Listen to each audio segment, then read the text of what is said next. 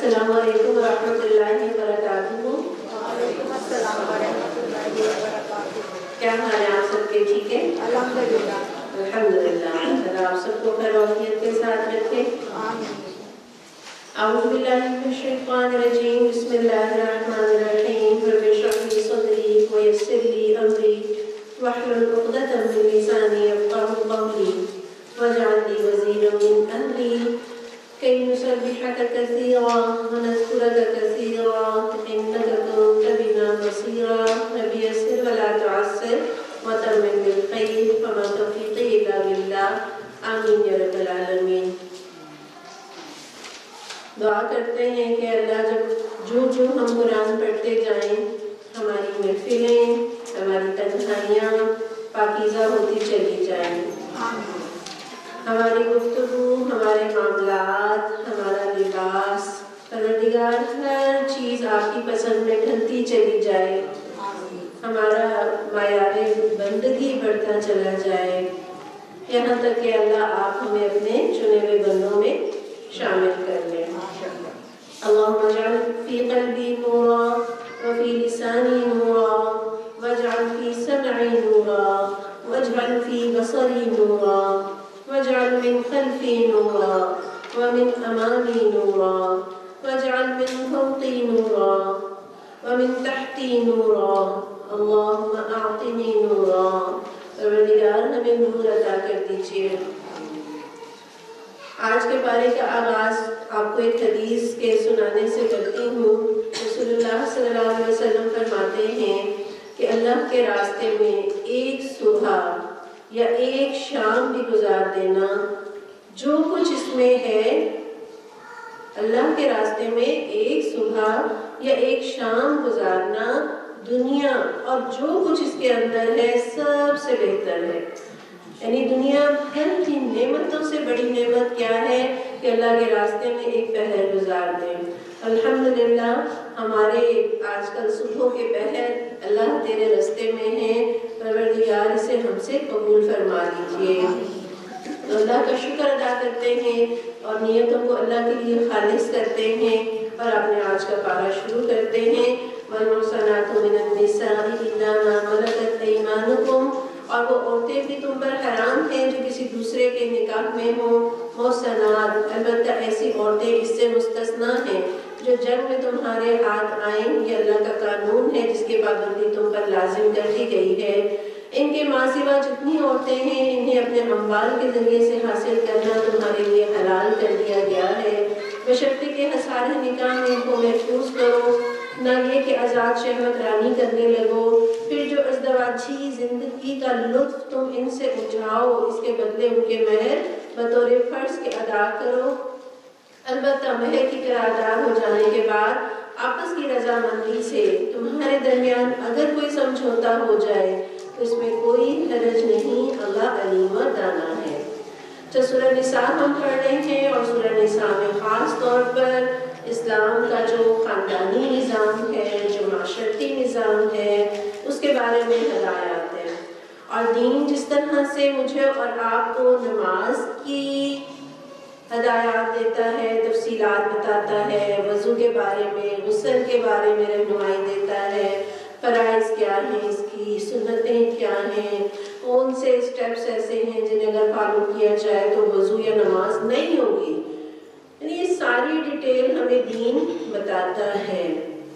اور کیوں یہ دین نے ڈیٹیل بتائی کہ یہ عبادت ہے، اور عبادت میں اگر کہیں گڑبڑ ہوگی تو عبادت جو ہے وہ ضائع چلی جائے گی۔ اسی طرح نکاح بھی عبادت ہے اور یہ انبیاء کی سنت ہے، جس طرح ہر عبادت کا طریقہ اللہ نے بتایا اسی طرح نکاح کا طریقہ بھی اللہ تعالیٰ نے بتایا ہے۔ نکاح کیسے کیا جائے گا، کس سے ہو سکتا ہے، کن سے نہیں ہو سکتا، نکاح کی شرائط کیا ہے، قرآن اور سنت نے یہ ساری رہنمائی دی ہے۔ ابھی پچھلی ہی آیات میں اللہ تعالیٰ نے محرمات کی وہ ساری فہرست دے دی کہ جن سے نکاح نہیں ہو سکتا۔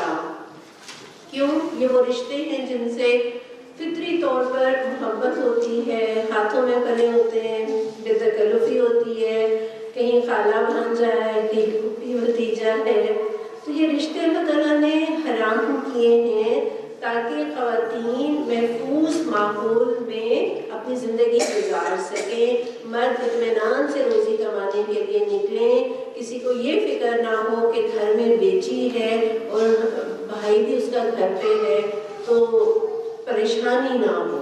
تو یہ جو رشتے اللہ تعالیٰ نے محرم رشتے بنائے ہیں، یہ میری اور آپ کی حفاظت کے لیے، پروٹیکشن کے لیے اور پرسکون زندگی کے لیے۔ جبکہ قرب قیامت کی نشانیوں میں سے ہے کہ محرمات سے زنا عام ہو جائے گا۔ پروردگار ہمیں اپنی پناہ میں رکھیے، دین کی قدروں کی حفاظت کے لیے کھڑے ہو جائیے، ورنہ آنے والے دور میں فتنے بے شمار ہیں۔ رسول اللہ صلی اللہ علیہ وسلم نے فرمایا، یہاں آپ کو نکاح کے بارے میں جو آپ کہہ لیجئے کہ فضیلت ہے یا اس کی اہمیت ہے، آپ صلی اللہ علیہ وسلم فرماتے ہیں جب کوئی شخص نکاح کرتا ہے تو اپنا آدھا دین مکمل کر لیتا ہے، لہٰذا اسے چاہیے کہ باقی آدھے دین کے بارے میں اللہ سے ڈرتا رہے، یعنی آدھا دین تو اس کا سیف ہو گیا، اب کچھ اور اس کو محنت کرنی ہے تاکہ وہ اپنا دین پورا محفوظ کر لے۔ اور نکاح جو ہے کوئی کھیل نہیں ہے، یہ ایک سنجیدہ ذمہ داری ہے، اور اس کا مقصد کیا ہے؟ گھر کو آباد کرنا، خاندان بنانا۔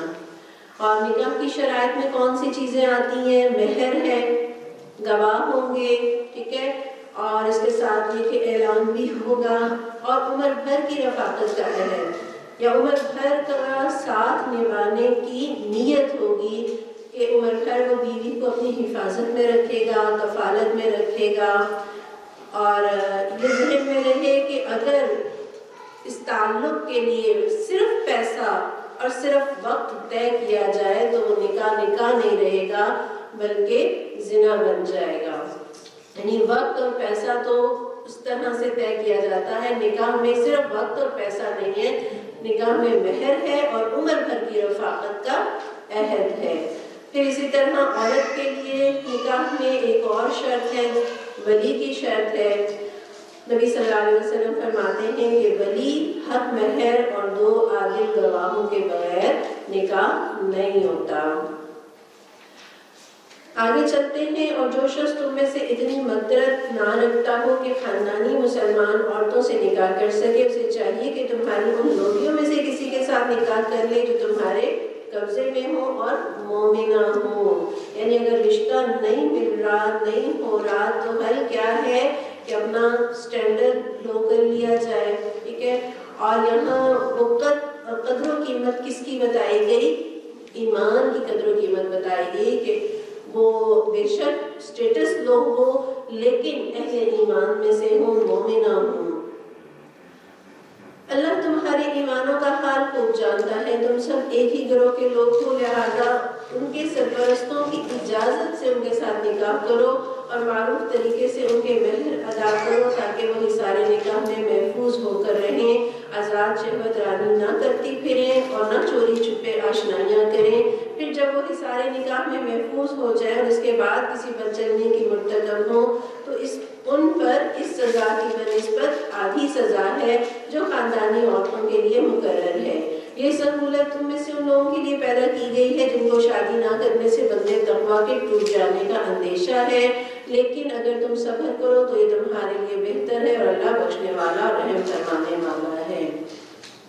سرپرستوں کی اجازت سے نکاح کرو، گویا ولی کی اجازت ضروری ہے۔ رسول اللہ صلی اللہ علیہ وسلم فرماتے ہیں کہ جس عورت نے اپنے ولی کی اجازت کے بغیر نکاح کیا وہ نکاح باطل ہے، وہ نکاح باطل ہے، وہ نکاح باطل ہے۔ 3 دفعہ دہرا کر یہ بات ارشاد فرمائی۔ اور عورت کا ولی کون ہوتا ہے؟ اس کا والد اس کا ولی ہے، والد نہ ہو تو بھائی، اس کے بعد چچا، دادا، نانا، ماموں، یہ سب رشتے جو ہے اگر ایک رشتہ نہیں ہے تو اگلا رشتہ، اور وہ نہیں ہے تو اس سے اگلا رشتہ، یہ لوگ ولی بن سکتے ہیں، لیکن اقرب کی موجودگی میں ابعد ولی نہیں بن سکتا۔ یعنی قریب ترین رشتہ دار یعنی والد ہے موجود اور آپ کے والد نہیں، ماموں میرے ولی ہوں گے، ایسا نہیں ہو سکتا۔ اقرب جب موجود ہیں تو ابعد ولی نہیں بن سکتے۔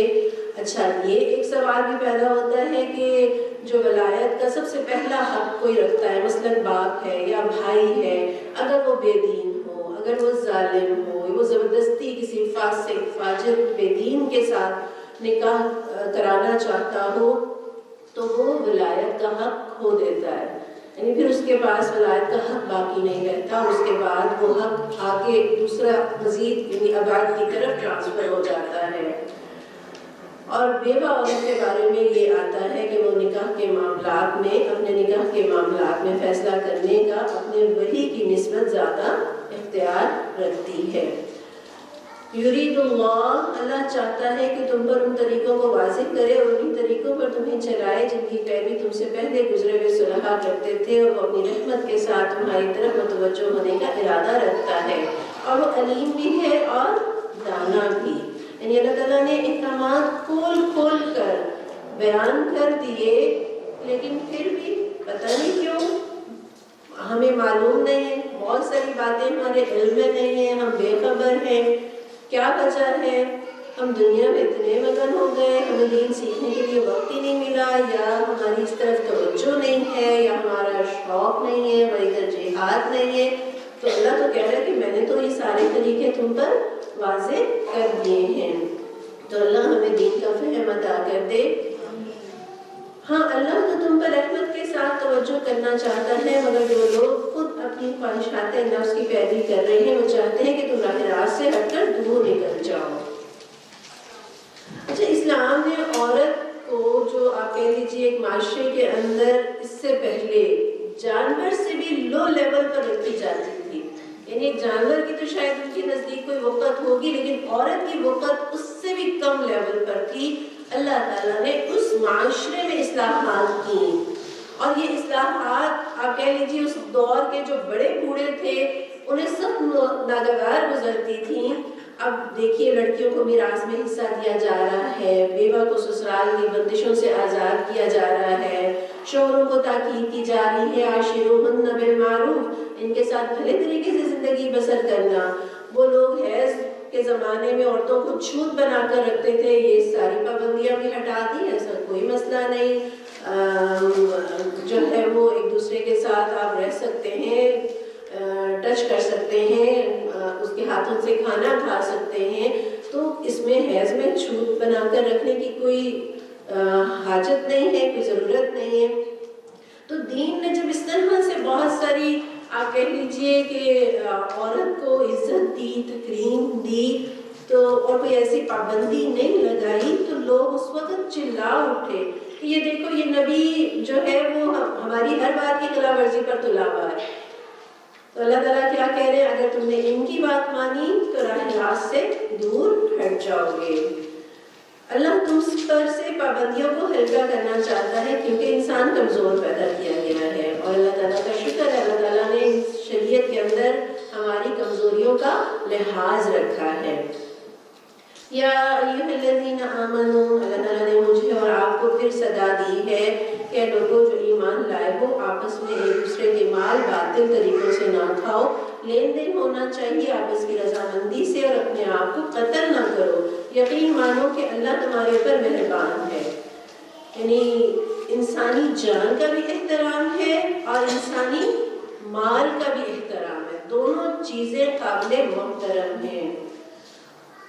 اور باطل طریقے کیا ہوتے ہیں؟ ہر وہ طریقہ جو شرعاً ناجائز ہے، جو اخلاقاً ناجائز ہے، ہر وہ کام جس میں دوسرے کے مال کا نقصان ہے، چوری ہے، ڈاکہ، غبن، سود کی ساری شکلیں ہیں، بغیر محنت کے جو پیسہ ہاتھ آئے وہ بھی باطل طریقہ ہے، لاٹری اور جوا یہ بھی باطل طریقے ہیں، ملاوٹ کرنا، ناپ تول میں کمی کرنا، عیب چھپا کر اور جھوٹی قسمیں کھا کر مال کو فروخت کرنا، وراثت کا مال ہڑپ کر جانا، کسی کی چیز لے کر واپس نہ کرنا، کسی کا حق ادا نہ کرنا، تو یہ ساری چیزیں باطل طریقوں میں آتی ہیں۔ اور یہاں ایک ترجمہ تو یہ ہے کہ ایک دوسرے کے مال باطل طریقوں سے نہ کھاؤ، اور ایک ترجمہ یہ بھی کیا جاتا ہے کہ اپنے مال باطل طریقوں سے نہ کھاؤ، یعنی ٹھیک ہے مال تمہارا اپنا ہے اور حلال مال ہے، لیکن اس حلال مال کو اور اپنے مال کو غلط کاموں میں، حرام کاموں میں، ناجائز کاموں میں نہ لگاؤ۔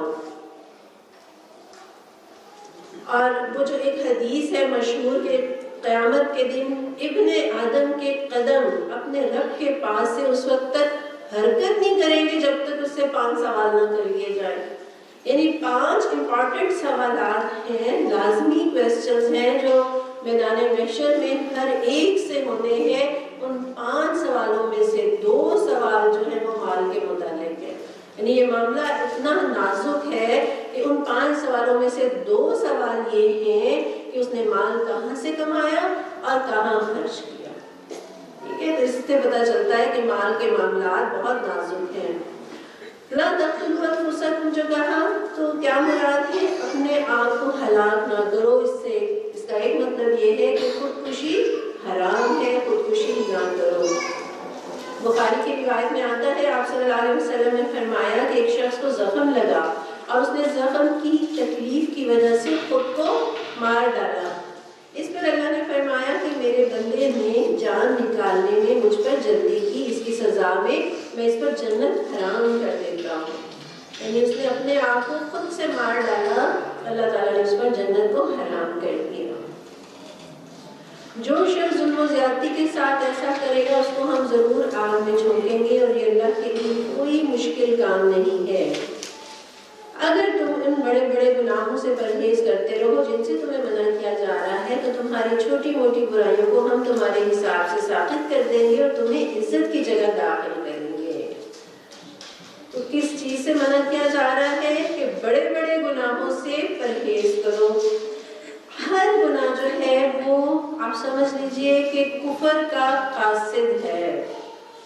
یعنی گناہ قاصد ہے کفر کا، وہ دعوت دیتا ہے گناہ کرنے والے کو کہ وہ کفر کی طرف آئے، وہ بد اخلاقی کی طرف آئے، برائی کی طرف آئے. اور گناہ جتنے بھی ہیں، گناہوں کی 2 قسمیں ہیں، ایک کبیرہ گناہ ہے اور ایک صغیرہ گناہ ہے. اب کبیرہ اور صغیرہ کو آپ کیسے پہچانیں گے یا اس کو آپ کس طرح سے سمجھیں گے؟ کسی بزرگ نے چھوٹے گناہ اور بڑے گناہ کی مثال اس طرح سے دی ہے جیسے چھوٹا بچھو اور بڑا بچھو، یا آگ کا ایک بہت بڑا انگارہ ہے یا ایک چھوٹی سی چنگاری ہے. انسان دونوں میں سے کسی کی تکلیف برداشت نہیں کر سکتا. مطلب آپ یہ نہیں کہہ سکتے کہ اچھا چھوٹا بچھو مجھے کاٹ لے تو وہ میرے لیے قابل برداشت ہے، یا چھوٹی چنگاری اگر میرے جسم کے ساتھ لگی ہوئی ہے تو میں وہ برداشت کر لوں گا. ایسا نہیں ہے. مطلب یہ دونوں ہی گناہ ہیں، دونوں ہی تکلیف کا باعث یا اللہ کی ناراضگی اور عذاب کا باعث بن سکتے ہیں. حدیث میں ہے آپ صلی اللہ علیہ وسلم نے فرمایا گناہوں کو معمولی سمجھنے سے بچو، اس لیے کہ انسان کے معمولی گناہ جمع ہوتے رہتے ہیں حتیٰ کہ اسے ہلاک کر ڈالتے ہیں. اتنے جمع ہو جاتے ہیں کہ وہ اس کو ہلاک کر ڈالتے ہیں. اچھا، جو کبیرہ گناہ ہیں ان میں مطلب میں آپ کو چند ایک گناہوں کا ہم یہاں پر ذکر کریں گے، لیکن آپ ایک یہ بھی سمجھ لیجئے کہ فرائض کو ترک کرنا بھی کبیرہ گناہ ہے. جیسے نماز پڑھنا ہے تو جو نماز کو ترک کرے گا جان بوجھ کر تو یہ کوئی معمولی گناہ نہیں ہے، یہ بہت بڑا گناہ ہے. اسی طرح جتنے بھی فرائض ہیں، روزہ ہے، اگر حج کی استطاعت رکھتے ہیں، حج فرض ہے، تو ان فرائض کو ترک کرنا جو ہے یہ بھی گناہ کبیرہ ہے. پھر شرک کے بارے میں قتل، جادو، سود، ریا، تکبر، یہ تو ہم جانتے ہیں کہ یہ سب کبیرہ گناہ ہیں. لیکن بہت سے ایسے گناہ ہیں جو ہمارے معاشرے میں یا ہماری زندگیوں میں ہیں اور ہم احساس نہیں رکھتے کہ وہ ہم سمجھتے ہیں شاید یہ معمولی بات ہے، لیکن وہ بہت بڑے گناہ ہیں. کبیرہ گناہوں میں ان کا شمار ہوتا ہے. ان میں والدین کی نافرمانی ہے، قطع رحمی ہے، تعلق توڑ دینا کہ میں ملوں گی نہیں، میں بات نہیں کروں گی، تو رشتے ناطے جو ہے کاٹنا یہ کبیرہ گناہ ہے. پھر اسی طرح شرعی ایک کام کا مذاق اڑانا یہ بھی کبیرہ گناہ ہے. غیر اللہ کی قسم کھانا یہ کسی کے نزدیک بہت معمولی سی بات ہو سکتی ہے، یہ کبیرہ گناہ ہے.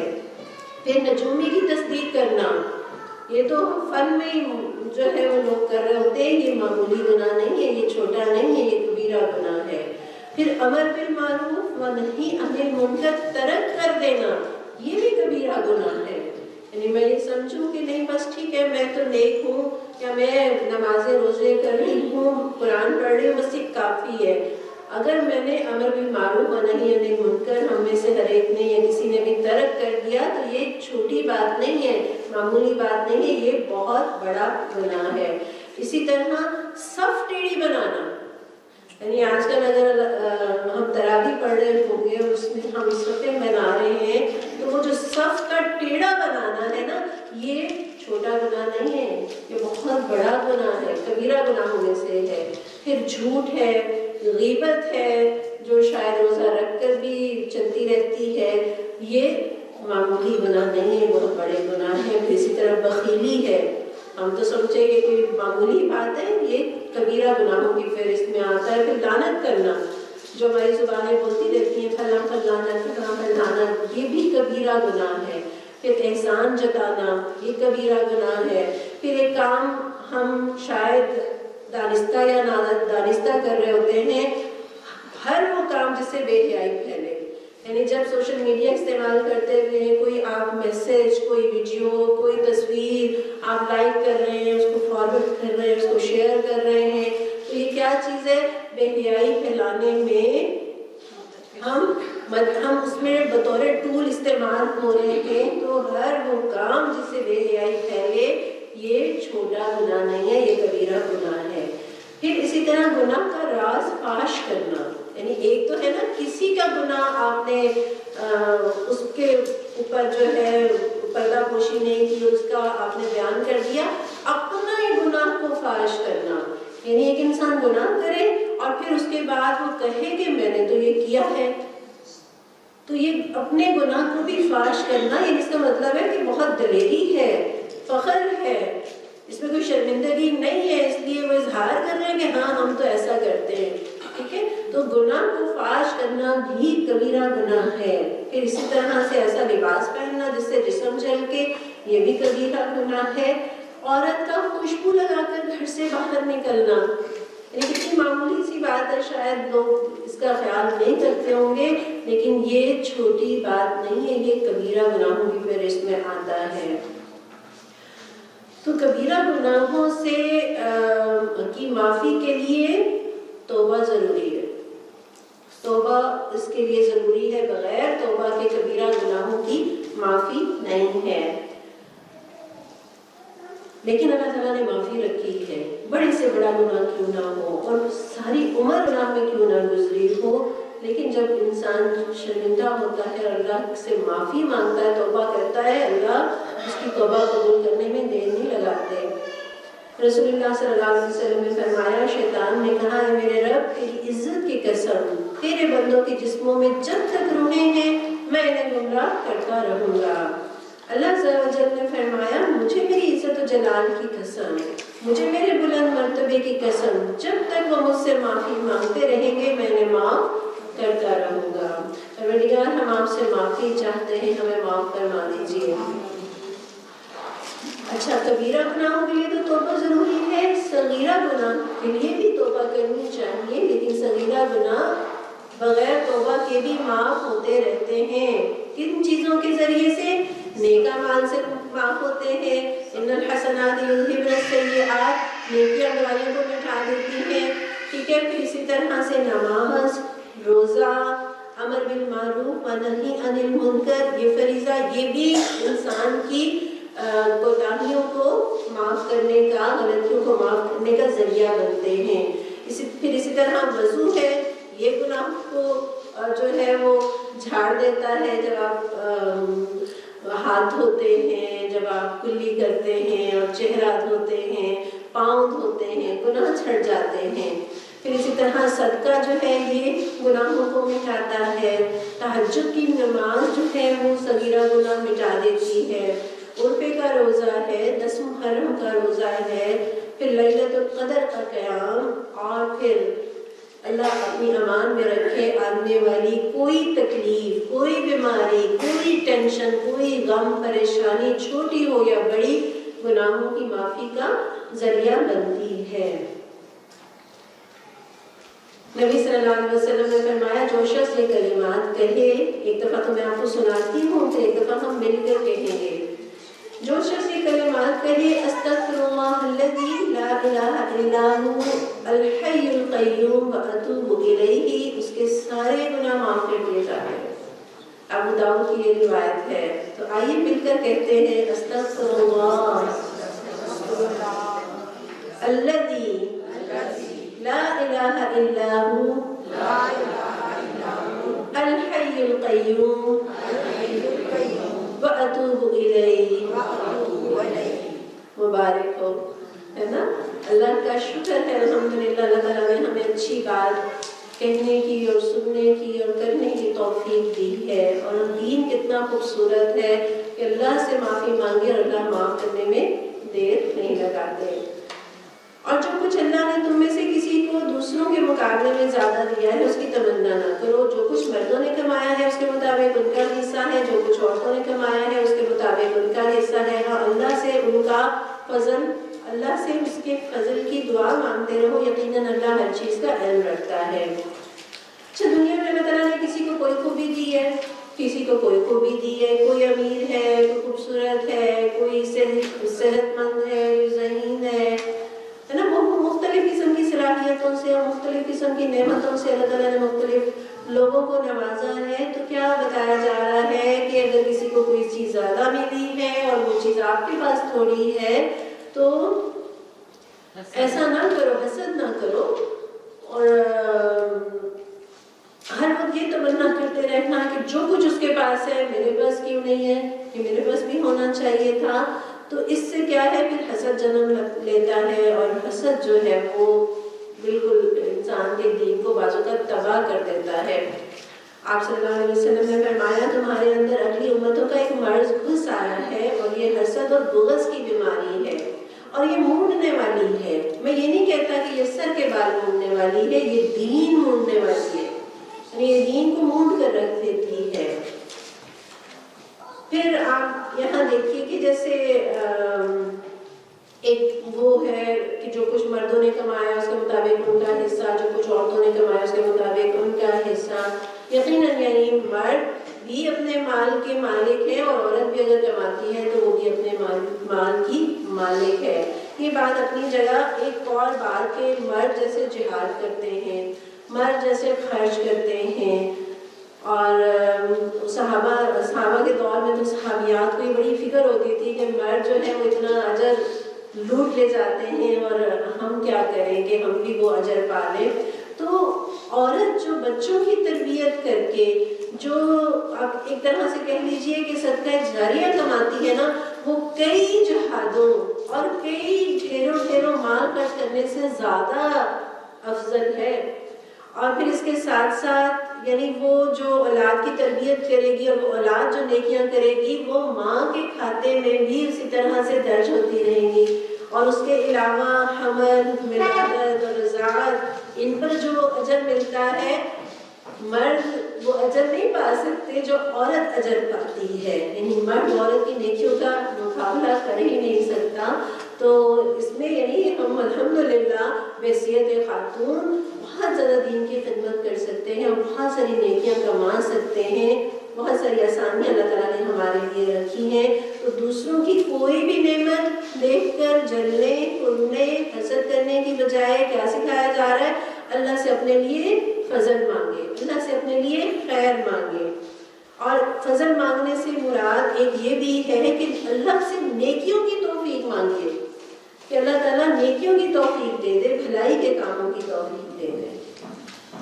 اور ہم نے پھر اس طرح کے حقدار مقرر کر دیے جو والدین اور رشتہ دار چھوڑیں۔ اب رہے وہ لوگ جن سے تمہارے عہد و پیمان ہو تو ان کا حصہ انہیں دو، یقیناً اللہ ہر چیز پر نگران ہے۔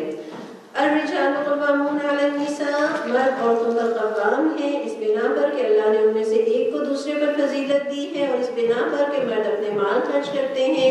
بس جو صالح عورتیں ہیں وہ اطاعت شعار ہوتی ہیں، اور مردوں کے پیچھے اللہ کی حفاظت و نگرانی میں ان کے حقوق کی حفاظت کرتی ہیں۔ اور ان عورتوں سے تمہیں سرکشی کا اندیشہ ہو انہیں سمجھاؤ، خوابگاہوں میں ان سے علیحدہ رہو اور مارو، پھر اگر وہ تمہاری مطیع ہو جائیں تو خواہ ان پر دست درازی کے لیے بہانے تلاش نہ کرو، یقین رکھو کہ اوپر اللہ موجود ہے جو بڑا اور بالا تر ہے۔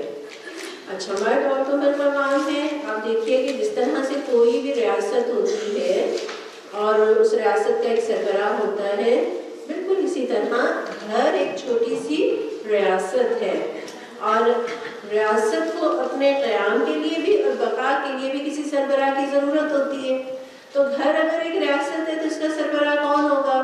اس کا سربراہ مرد بھی ہو سکتا تھا، عورت بھی ہو سکتی تھی، لیکن مطلب دونوں تو نہیں ہو سکتے تھے نا، کسی ایک کو ہی ہونا تھا، دونوں میں سے کوئی بھی چوائس ہو سکتی تھی نا۔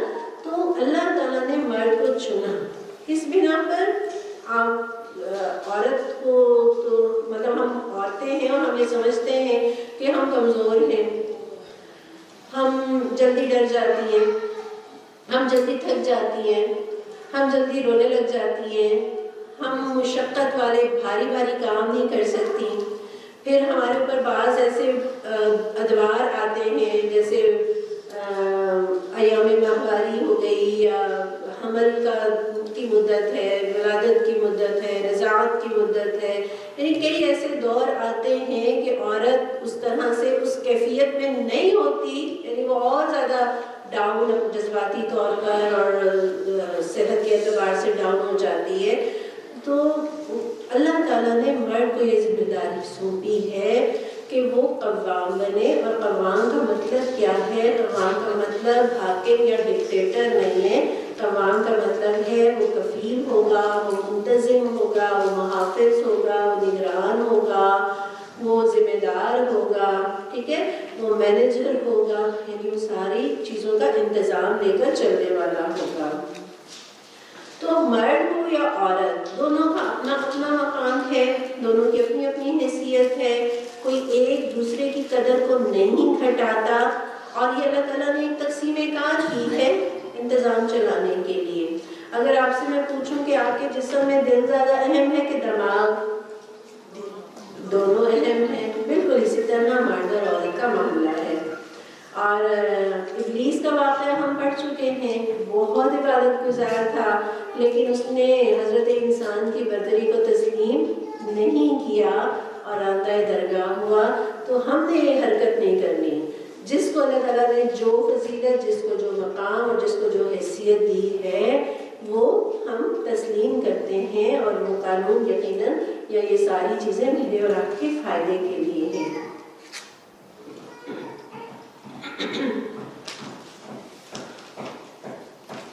اچھا، مرد جب اچھے قوام بنتے ہیں، یعنی وہ بہت اچھی طرح اپنی ذمہ داری کو نبھاتے ہیں، اپنی استطاعت کے مطابق بیوی کو فیسیلیٹیٹ بھی کرتے ہیں، اس کے جذبات اور ضروریات کا خیال بھی رکھتے ہیں، تو نتیجہ کیا نکلتا ہے؟ وَالصَّالِحَاتُ قَانِتَاتٌ، پھر بیویاں صالح بھی ہوتی ہیں، فرمانبردار بھی ہوتی ہیں، اور یہ ساری صفات جو یہاں آیت میں بتایا۔ اور رسول اللہ صلی اللہ علیہ وسلم نے فرمایا تھا کہ خبردار عورتوں کے متعلق نیک سلوک کی وصیت قبول کرو، یعنی یہ میری طرف سے تاکید ہے کہ عورتوں کے ساتھ تم نے اچھا معاملہ کرنا ہے۔ اور جو مارنے کی اجازت ہے وہ بھی اس اعتبار سے ہے کہ ظاہر ہے کہ مختلف حالات ہوتے ہیں اور مختلف آپ کہہ لیجیے مزاج ہوتے ہیں۔ بعض جگہوں پر اگر اس طرح سے قوام بننے کے لیے، سربراہ بننے کے لیے یا ذمہ داری کو چلانے کے لیے چیزوں کو ایسا انداز سے لے کر چلنا ہوتا ہے، اور اگر کہیں سرکشی ہو اور کہیں کوئی بہت زیادہ اس طرح کی گڑبڑ ہو، اس کے لیے سمجھانا پہلی چیز، پہلا سٹیپ اس آیت میں بھی سمجھانا بتایا۔ اور اگر اچھے طریقے سے بات کو سمجھایا جائے اور محبت، تعلق اور کیئر یہ ساری چیزیں ہوں تو میرا خیال ہے 98% عورتیں اس سے سمجھ جائیں گی۔ اور اگر کوئی سمجھانے سے نہیں سمجھتا تو دوسرا سٹیپ کیا ہے کہ اس کے ساتھ بستر کو الگ کر لیا جائے، اور باقی رہی صحیح کسر اس سے پوری ہو جاتی ہے۔ یعنی ایک بہت بڑا الیکٹرک شاک ہے یہ کہ عورت کا بستر مرد جدا کر دے، تو یہ اس کے لیے بڑی تکلیف دہ چیز ہوتی ہے۔ تو اس سے تقریباً معاملہ حل ہو جاتا ہے، اور کوئی بہت ہی 0.0% خواتین رہ جاتی ہوں گی جو نہیں سدھرتی ہوں گی، تو ان کے لیے مار کی اجازت ہے، لیکن وہ ایسی مار کی اجازت نہیں ہے کہ نیل پڑ جائیں اور بس مارتے ہی چلے جائیں۔ حضرت عبداللہ بن عباس رضی اللہ عنہ سے جب پوچھا گیا تو فرمایا کہ یہ جو مسواک تم کرتے ہو اسے کبھی تنبیہ یا اشارے کے طور پر مارو، یعنی بس ایک بطور کے اشارہ کہ میں مار سکتا ہوں تو وہ مسواک کو تم استعمال کر لو۔ آپ صلی اللہ علیہ وسلم نے فرمایا تم میں سے جو اچھے شوہر ہیں وہ اپنی بیوی کو کبھی نہیں ماریں گے، اور ایک حدیث کے مطابق کسی کو بھی یہ اجازت نہیں کہ وہ اپنی بیوی، ملازم یا بال بچوں کو منہ پر مارے، یعنی خاص طور پر چہرے پر مارنے کی تو بالکل بھی اجازت نہیں ہے۔ اور آیت کے آخر میں کہا نا کہ ان اللہ کان علیٰ کبیرا، تمہارے اوپر اللہ موجود ہے جو بڑا و بالا تر ہے، تمہیں تو ان سے ایک درجہ زیادہ حاصل ہے، اللہ کبیرا ہے، بہت بڑا ہے، تم نے ان پر کتنا مال خرچ کیا، اللہ نے تمہیں آج تک کتنا کھلایا ہے، لہٰذا یاد رکھو کہ تمہارے اوپر رب موجود ہے جو دیکھ رہا ہے۔ اگر تم لوگوں کو کہیں میاں بیوی کے تعلقات بگڑ جانے کا اندیشہ ہو تو ایک حکم مرد کے رشتہ داروں میں سے اور ایک عورت کے رشتہ داروں میں سے مقرر کرو، وہ دونوں اصلاح کرنا چاہیں گے تو اللہ ان کے درمیان موافقت کی صورت نکال دے گا، اللہ سب کچھ جانتا ہے اور باخبر ہے۔ تم سب اللہ کی بندگی کرو، اس کے ساتھ کسی کو شریک نہ بناؤ، ماں باپ کے ساتھ نیک برتاؤ کرو، قرابت داروں اور یتیموں اور مسکینوں کے ساتھ اچھے سلوک سے پیش آؤ، اور پڑوسی رشتہ دار سے، اجنبی ہمسایہ سے، پہلو کے ساتھی سے اور مسافر اور ان لونڈی غلاموں سے جو تمہارے قبضے میں ہو احسان کا معاملہ رکھو، یقین جانو اللہ کسی ایسے شخص کو پسند نہیں کرتا جو اپنے بندار میں مغرور ہو اور اپنی بڑائی پر فخر کرے۔ اللہ تعالیٰ نے اپنے حق کے بعد کس کے حق کا ذکر کیا ہے؟ سب سے پہلے والدین کا۔ اپنے حق کے باہر دنیا کے تمام انسانوں میں سب سے زیادہ میرے اور آپ کے اوپر اگر کسی کا حق ہے تو وہ کس کا؟ والدین کا حق ہے، اس لیے کہ والدین نے ہمارے لیے سب سے زیادہ محنتیں کی ہیں، قربانیاں دی ہیں، آرام قربان کیا، نیند قربان کی، پرخلوص محبت، بے غرض محبت، اور ان ساری چیزوں کے ساتھ ساتھ ایک اور چیز جو والدین کرتے رہے کہ خدمت کے ساتھ، محنت کے ساتھ ساتھ، پرورش کے ساتھ ساتھ لمحہ لمحہ دعائیں ان کی جو دل سے نکلتی ہیں، دن کو دعائیں کر رہے ہیں، راتوں کو دعائیں کر رہے ہیں، آنکھ کھلتی ہے تو دعائیں کر رہے ہیں، سجدے میں پڑھ کر اپنی اولاد کے لیے دعائیں کر رہے ہیں، اولاد پاس ہے تو دعائیں کر رہے ہیں، اولاد دور ہے تو دعائیں کر رہے ہیں۔ تو یہ جو خزانہ ہے اس خزانے کی قدر کریں۔ یہ نعمت اگر کسی کے پاس ہے نا تو اللہ تعالیٰ ہمیں ان نعمتوں کی قدر کرنے والا بنا دے، تو ہم نے اس کا مطلب بدلہ کیا دینا ہے؟ والدین کو بدلہ نہیں دے سکتے، لیکن کیا ہے؟ خدمت اور ان کو وقت دینا، ان کی ضرورتوں کا خیال رکھنا، ضرورتوں سے زیادہ ان کے جذبات کا خیال رکھنا، اور ساتھ ساتھ جس طرح وہ ان سارے کاموں کے ساتھ ہمارے لیے دعائیں کرتے رہے، ہم نے بھی اس ساری چیزوں کے ساتھ ساتھ ان کے لیے دعائیں جاری رکھنی ہیں، ان کی حیات میں بھی اور ان کے بعد بھی۔ رب ارحمہما کما ربیانی صغیرا، رب ارحمہما کما ربیانی صغیرا۔ پھر صلہ رحمی کا بھی تذکرہ ہے، اور صلہ رحمی کی فضیلت تو یہ ہے کہ جو چاہتا ہو کہ اس کے رزق میں فراخی ہو اور اس کی عمر دراز ہو تو وہ صلہ رحمی کیا کرے۔ یہ دونوں چیزیں ہر ایک چاہتا ہے کہ رزق بھی ہو اور عمر بھی لمبی ہو، تو صلہ رحمی کا نسخہ نبی صلی اللہ علیہ وسلم نے بتایا۔ اور یتیم کی کفالت کرنے والا اور یتیم کے ساتھ اس میں سلوک کرنے والا، اس کا مقام اور مرتبہ اور اس کی شان تو کیا ہوگی۔ آپ صلی اللہ علیہ وسلم نے فرمایا میں اور یتیم کی کفالت کرنے والا جنت میں اس طرح ہوں گے۔ آپ نے اپنی شہادت کی انگلی اور درمیانی انگلی کو ملا کر بتایا، اس قدر قریب ہوں گے۔ نبی صلی اللہ علیہ وسلم کا مقام اور مرتبہ سوچئے جنت میں کیا ہوگا، اور ایک یتیم کی کفالت کرنے والا اپنے اس عمل کی بنا پر جس کے پیچھے ایمان ہوگا اور یقیناً یہ شوق بھی ہوگا کہ اس کے بعد یہ درجے ملیں گے، تو بہت بڑی سعادت کی بات ہے اور بہت آسان ہے۔ اپنے ارد گرد تلاش کیجئے، یقیناً آپ کو خاندان میں ہی مل جائیں گے کوئی ایسے یتیم بچے، یا آپ کو اپنے ماحول میں اپنے ارد گرد کہیں اس طرح سے ضرور موجود ہوں گے۔ کہیں کوئی بیوہ اپنے بچوں کی جو ہے وہ لک آفٹر کرتی آپ کو نظر آ رہی ہوگی، سنگل پیرنٹ نظر آ رہی ہوگی محنت کرتی ہوئی، ان کا ہاتھ بٹائیے، اس کی مدد کیجیے اور سپورٹو رول میں اور آپ ادا کریں، اس نیت کے ساتھ کہ ہمارا رب ہم سے راضی ہو جائے اور ہمیں جنت میں یہ درجہ مل جائے۔ پھر مسکین کا تذکرہ آیا ہے، نبی صلی اللہ علیہ وسلم فرماتے ہیں بیوہ اور مسکین کی ضروریات پوری کرنے کے والا اللہ کی راہ میں جہاد کرنے والے کی طرح ہے، اور اس شخص کی طرح ہے جو رات کو قیام کرتا ہے اور دن کو روزہ رکھتا ہے۔ یعنی مسکین اور بیوہ کے لیے محنت کرنے والا کتنا زیادہ اجر پا رہا ہے، جیسے کوئی اللہ کی راہ میں جہاد کر رہا ہو، جیسے کوئی دن میں روزہ اور رات میں قیام کر رہا ہو، اتنا بڑا اجر ہے اس کا۔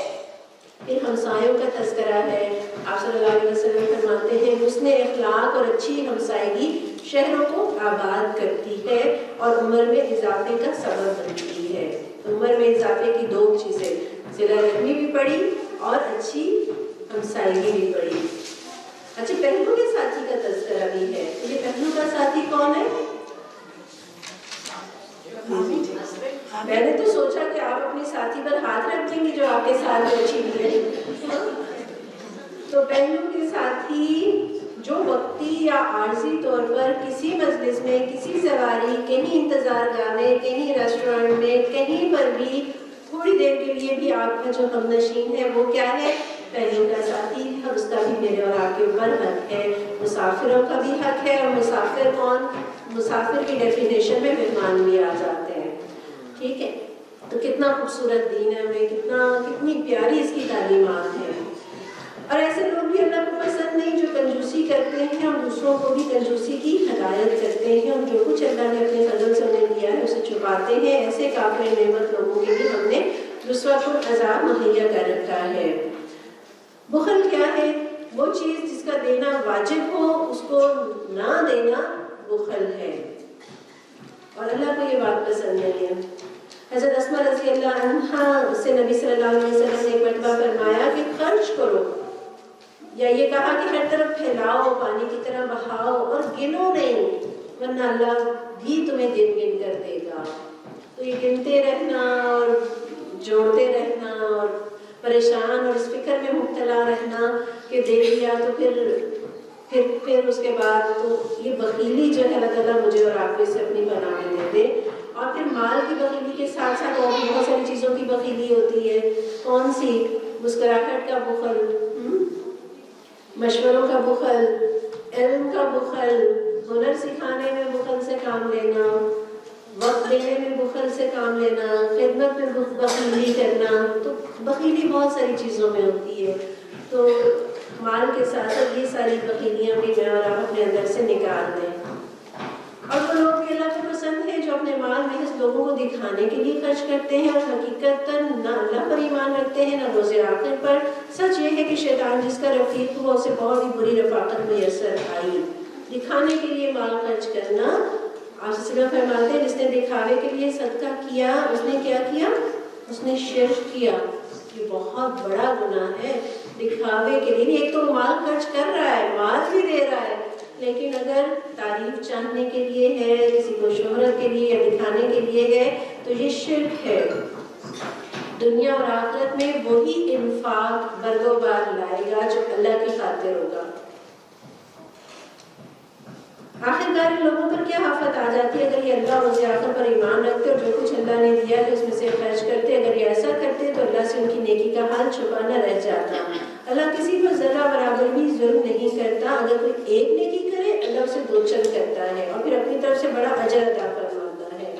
یعنی وَإِن تَكُ حَسَنَةٌ، حسنۃ تنوین لگ کر کیا ہو گئی؟ نکرہ۔ کوئی چھوٹی سی نیکی ہے، کوئی ایک نیکی ہے، لیکن اجر کتنا بتایا؟ اجرن عظیما۔ یعنی یہ چھوٹی سی نیکی جو اخلاص کے ساتھ کی جاتی ہے اللہ اس کا کتنا اجر عطا فرماتے ہیں؟ اجرن عظیما۔ تو دیکھیں اس اجر پہ نظر ہوگی نا تو انشاءاللہ تعالیٰ نیکیاں کرنا مشکل نہیں لگے گا۔ جس طرح کوئی کاروباری ہوتا ہے نا اس کی نظر پروفٹ پر ہوتی ہے اور پھر وہ محنت کرتا رہتا ہے، کہ وہ تھکتا نہیں ہے کہ وہ جو پروفٹ آنے والا ہے۔ تو اجر عظیمہ کے شوق میں انشاءاللہ تعالیٰ خوب نیکیاں کریں گے۔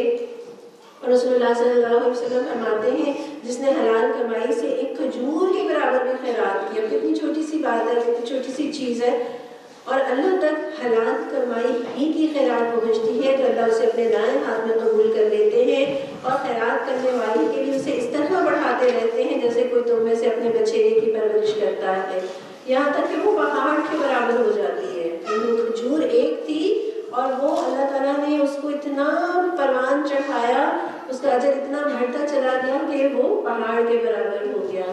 بس ضرورت کس بات کی ہے؟ اخلاص کی ہے، شوق کی ہے، اللہ کو راضی کرنے کا شوق.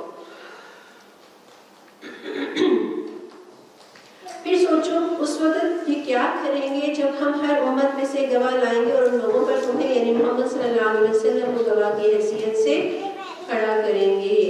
یہ جو آیت ہم پڑھ رہے ہیں نا، ایک مرتبہ عبداللہ بن مسعود رضی اللہ عنہ سے نبی صلی اللہ علیہ وسلم نے فرمایا کہ مجھے قرآن پڑھ کر سناؤ. اور وہ فرماتے ہیں میں نے عرض کی یا رسول اللہ میں آپ کو قرآن پڑھ کر سناؤں جبکہ قرآن آپ پر نازل ہوا ہے؟ تو حضور صلی اللہ علیہ وسلم نے فرمایا ہاں سناؤ. تو فرماتے ہیں میں نے سورہ نساء پڑھی اور جب میں آیت فَكَيْفَ إِذَا جِئْنَا مِنْ كُلِّ أُمَّةٍ بِشَهِيدٍ جب میں اس آیت پر پہنچا تو حضور صلی اللہ علیہ وسلم نے فرمایا بس کرو. اور میں نے آپ کی طرف دیکھا تو آپ کی آنکھوں سے آنسو جاری تھے. یہ وہ آیت ہے کہ جس نے پیارے نبی صلی اللہ علیہ وسلم کو رلا دیا. اور یہ وہ ذمہ داری کا شدید احساس تھا. کون سی ذمہ داری کا؟ کہ اللہ کے بندوں کو اللہ کا پیغام پہنچانا ہے، انہیں جنت کا راستہ بتانا ہے، انہیں جہنم میں گرنے سے بچانا ہے. اور اس ذمہ داری کو پورا کرنے کے لیے نبی صلی اللہ علیہ وسلم نے کتنی محنتیں کی، کتنی مشقتیں برداشت کی، کتنے زخم سہے، کتنے تانے سنے، لوگوں نے ان کا مذاق اڑایا. آپ صلی اللہ علیہ وسلم نے نہ مذاق کی پرواہ کی، نہ دھمکی سے ڈرے، نہ قتل کی سازشوں سے گھبرائے، نہ لالچ سے دبے. دن رات آپ صلی اللہ علیہ وسلم نے محنتیں کی ہیں. بازاروں میں جا رہے ہیں، میلوں میں جا کر وفود سے ملاقاتیں کر رہے ہیں، مینا کی گھاٹیوں میں لوگوں سے مل رہے ہیں. پھر شب ابی طالب کا دور، پھر طائف کا دور، اور کتنی جنگیں.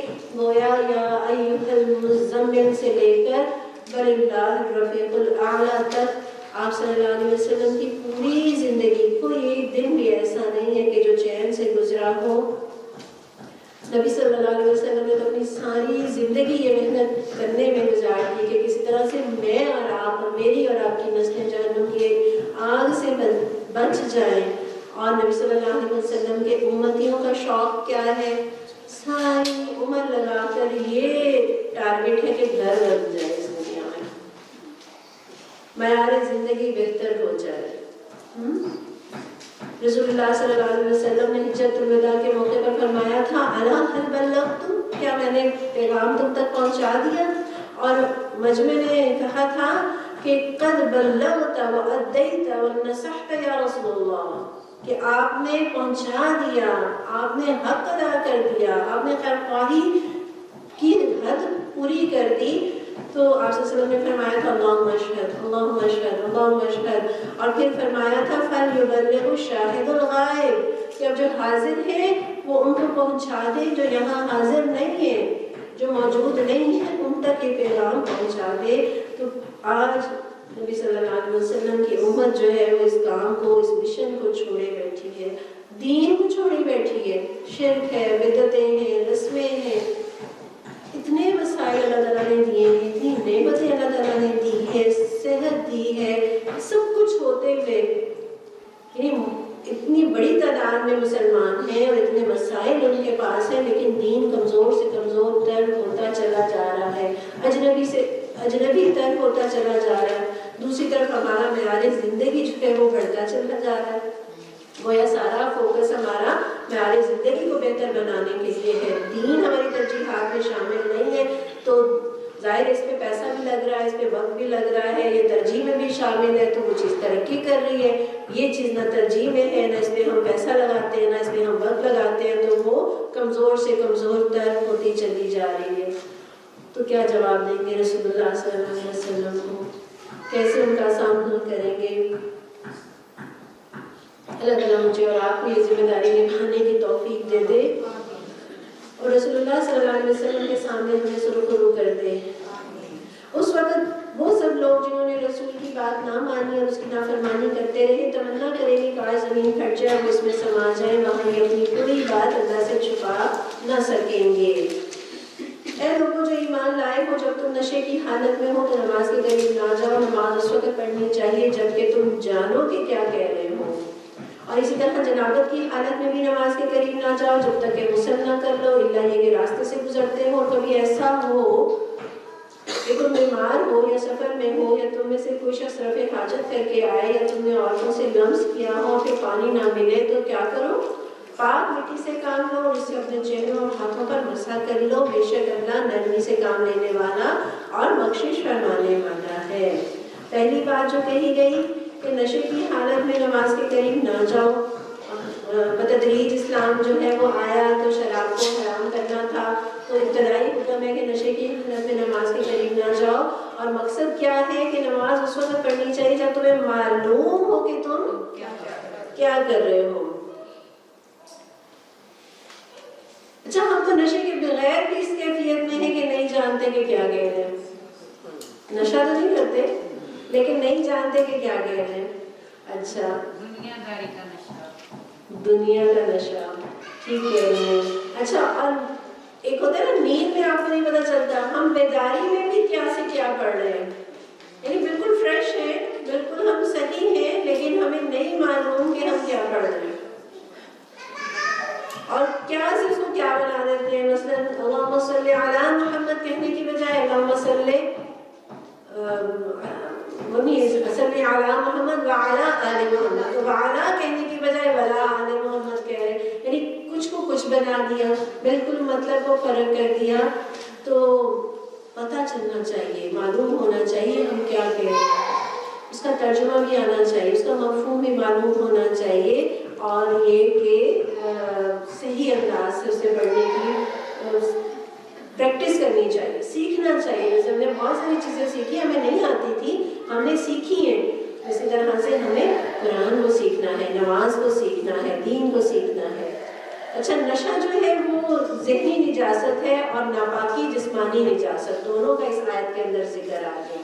اور نماز میں طہارت فرض ہے، یہ بھی بات ہمیں پتہ چلتی ہے، اور اگر طہارت فرض ہے اور وضو آپ کو کرنا ہے یا غسل کرنا ہے تو پانی نہ ملے تو کیا کریں گے؟ نماز کی چھٹی ہو جائے گی؟ نہیں، نماز کی چھٹی نہیں ہوگی، تیمم کریں گے۔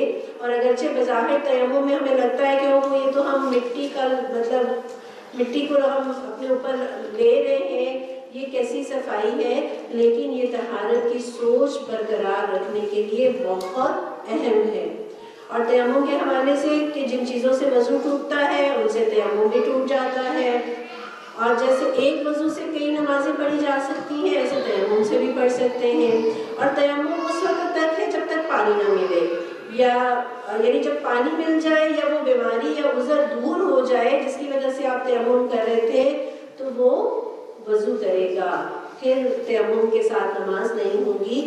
وہ وضو جسے وضو کرنا ہے وہ وضو کرے گا، اور جسے غسل کرنا ہے وہ غسل کرے گا۔ حدیث میں ہے کہ پاک مٹی مسلمانوں کا وضو ہے، وہ 10 سال تک پانی نہ پائے، پھر جب پانی ملے تو اسے اپنے جسم پر بہائے، یعنی اتنی مدت بھی اگر پانی نہ ملے تو بھی تیمم کر کے وہ نمازیں ادا کر سکتا ہے۔ اللہ تعالیٰ نے ہمیں بڑی سہولتوں والا دین دیا ہے، قدر کریں اس دین کی۔ ہم نے لوگوں کو بھی دیکھا جنہیں کتاب کے علم کا کچھ حصہ دیا گیا ہے، وہ خود ضلالت کے خریدار بنے ہوئے ہیں اور چاہتے ہیں کہ تم بھی راستہ گم کر دو، یعنی وہ اپنی گمراہی پر نہیں رکے ہیں، وہ تمہیں بھی گمراہ کرنا چاہتے ہیں۔ اور ہدایت قبول کرنا تو دور کی بات ہے، ان کی دل و جان سے یہ کوشش ہے کہ تم نے جو یہ صراط مستقیم پائی ہے کسی طرح تم اس کو کھو دو۔ اور ان کا یہ ہدف کیوں ہے؟ اس لیے کہ وہ چاہتے ہیں کہ روشنی بجھ جائے اور ان کی اپنی جو گندگیاں ہیں نا وہ بھی کسی کو نظر نہ آئے۔ واللہ اعلم باعدائکم، اللہ تمہارے دشمنوں کو خوب جانتا ہے، تمہاری حمایت و مددگاری کے لیے اللہ ہی کافی ہے۔ اور کتنی تسلی ہے اس فکرے میں نا کہ وہ جانتا ہے اور وہ کافی ہے۔ جو لوگ یہودی بن گئے ان میں سے کچھ لوگ ہیں جو الفاظ کو ان کے محل سے پھیر دیتے ہیں اور دین حق کے خلاف نشزنی کرنے کے لیے اپنی زبانوں کو توڑ موڑ کر کہتے ہیں سمعنا وعصینا اسمع غیر مسمع اور راعنا، حالانکہ اگر وہ کہتے سمعنا واطعنا اور اسمع اور انظرنا تو یہ انہی کے لیے بہتر تھا اور زیادہ راست بازی کا طریقہ تھا، مگر ان پر تو ان کی باطل پرستی کی بدولت اللہ کی پھٹکار پڑی ہوئی ہے، اس لیے وہ کم ہی ایمان لاتے ہیں۔ تو یہ کیوں کم ہی ایمان لاتے ہیں؟ ان کی بے ادبی کی وجہ سے، ان کی گستاخی کی وجہ سے انہیں ہدایت نصیب نہیں ہوتی، بے ادب کو ہدایت نہیں ملا کرتی۔ یا ایھا اوتوا الکتاب، وہ لوگوں جنہیں کتاب دی گئی تھی، مان لو اس کتاب کو جو ہم نے اب نازل کی ہے، اور اس کتاب کی جو اس کتاب کی تصدیق و تائید کرتی ہے جو تمہارے پاس پہلے سے موجود تھی، اس پر ایمان لے آؤ قبل اس کے کہ ہم چہرے بگاڑ کر پیچھے پھیر دیں یا ان کو اسی طرح لعنت زدہ کریں جس طرح سبت والوں کے ساتھ ہم نے کیا تھا۔ اور یاد رکھو کہ اللہ کا حکم نافذ ہو کر رہتا ہے۔ جس طرح ہم کہتے ہیں نا کہ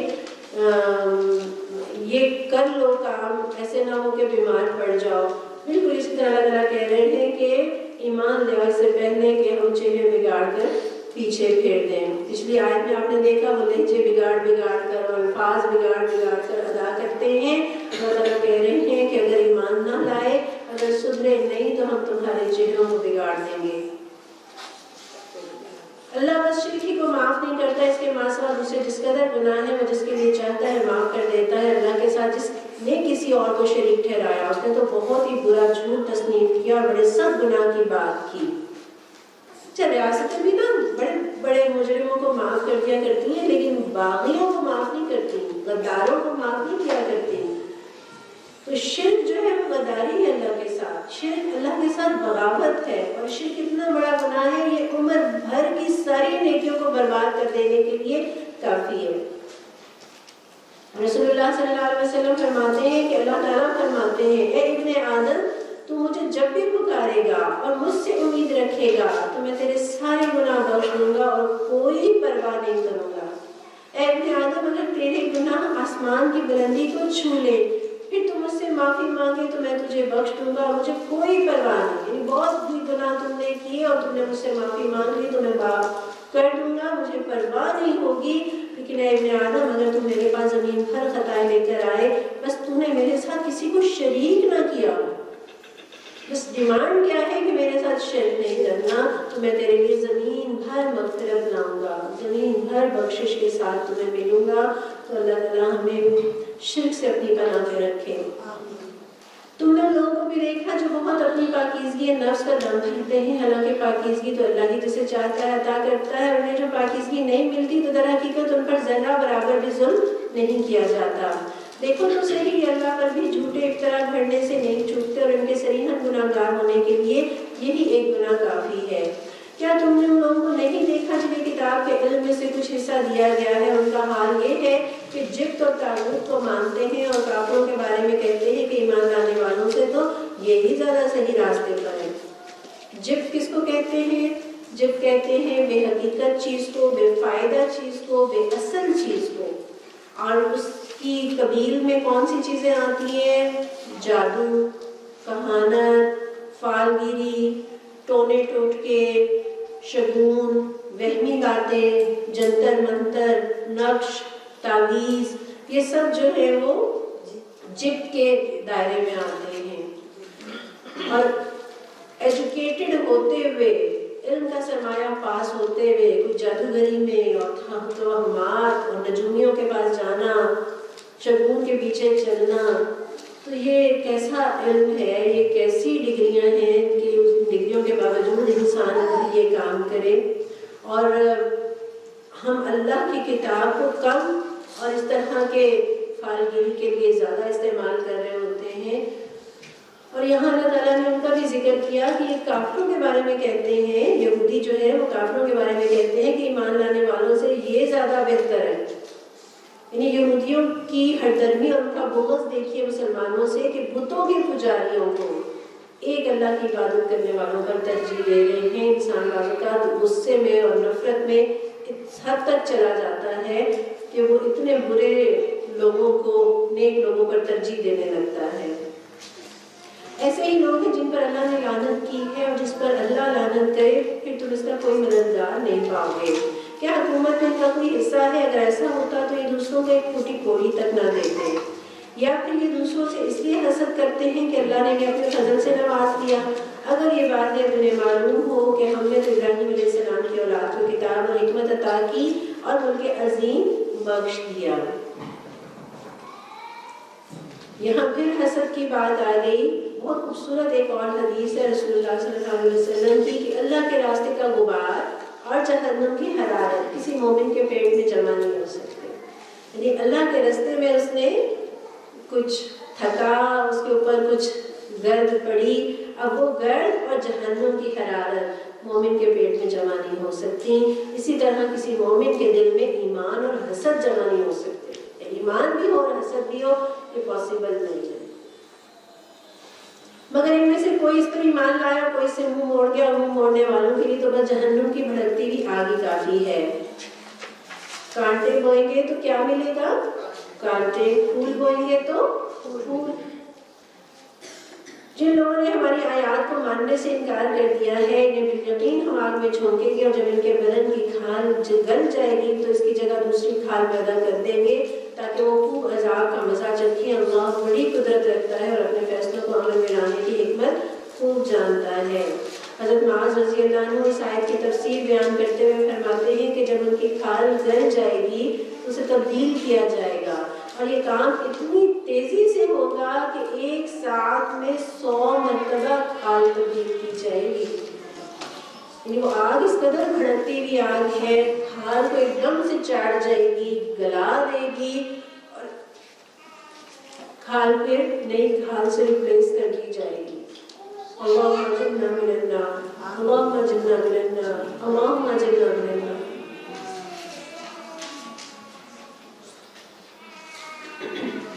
اور جن لوگوں نے ہماری آیات کو مان لیا اور نیک عمل کیا، ان کو ہم ایسے باغوں میں داخل کریں گے جن کے نیچے نہریں بہتی ہوں گی، جہاں وہ ہمیشہ ہمیشہ رہیں گے،